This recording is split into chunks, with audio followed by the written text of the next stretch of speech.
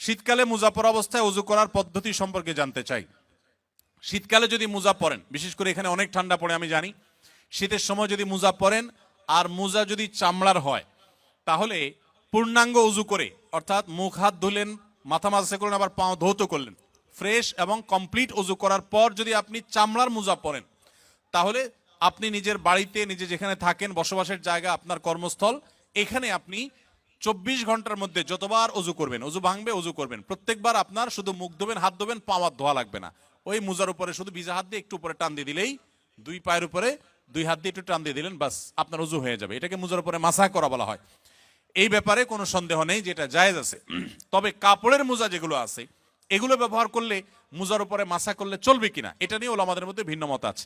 একদল ওলামাদের মত হলো যে এমন কাপড় হতে হবে যে কাপড় পরে দীর্ঘ পথ আপনি হাঁটতে পারেন। আবার আরেক দল আমাদের মত হলো যে কাপড়ের নিচের অংশ মোজার, উপরের অংশ হয়তো কাপড়ের, এবং টাকনু পর্যন্ত ঢাকা থাকবে। আরো বিভিন্ন শর্ত আছে, এই সমস্ত শর্ত সাপেক্ষে জায়েজ আছে। আজকাল যে সমস্ত কাপড়ের মোজা সাধারণত পাই আমরা, এগুলো খুবই পাতলা থাকে। এগুলোতে অনেক সময় দেখা যায় যে ফাঁক দিয়া পায়ের চামড়াও দেখা যায়। তো এগুলোতে কিন্তু মাসা করলে মাসা হবে না। তবে চামড়ার মোজার ব্যাপারে সবাই একমত যে সেটার উপরে মাসা করলে মাসা বিশুদ্ধ হয়ে যাবে। সময়ের অভাবে জুমার নামাজ 2 রাকাত পড়লে নামাজ হবে কিনা?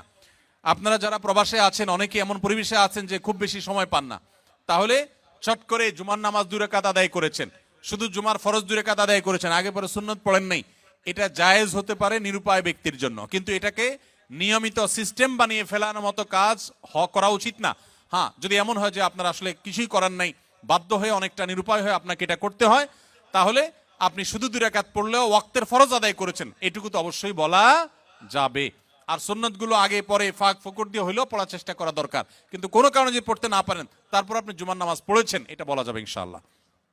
বাথরুমে ওযু করলে ওযু হবে কিনা?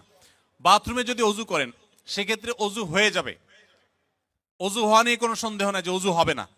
তবে যদি বেসিন এবং কমোড এর মধ্যে কোনো পার্টিশন না থাকে, টেপ এবং কমোড বা প্যান ওখানকার মধ্যে যদি কোনো পার্টিশন না থাকে, তাহলে ওই জায়গায় ওযু করার সময় মনে মনে বিসমিল্লাহ বলবেন, ওযু হয়ে যাবে। তবে উত্তম হয় এই সমস্ত ক্ষেত্রে বাইরে কোনো বেসিন থাকলে সেখানে বিসমিল্লাহ বলে হাত ধুলেন, কুলি করলেন, শুরু করলেন, বাকি কাজ ভিতরে শেষ করলেন। কারণ ওযুতে বিসমিল্লাহ বলতে হয়, আর টয়লেটে বিসমিল্লাহ বলা নিষেধ, আল্লাহর নাম নেওয়া নিষেধ। সেজন্য আপনি বাইরে বিসমিল্লাহ বলে শুরু করে এরপর আপনি ভিতরে প্রবেশ করেন, এটা হলো সবচাইতে উত্তম এবং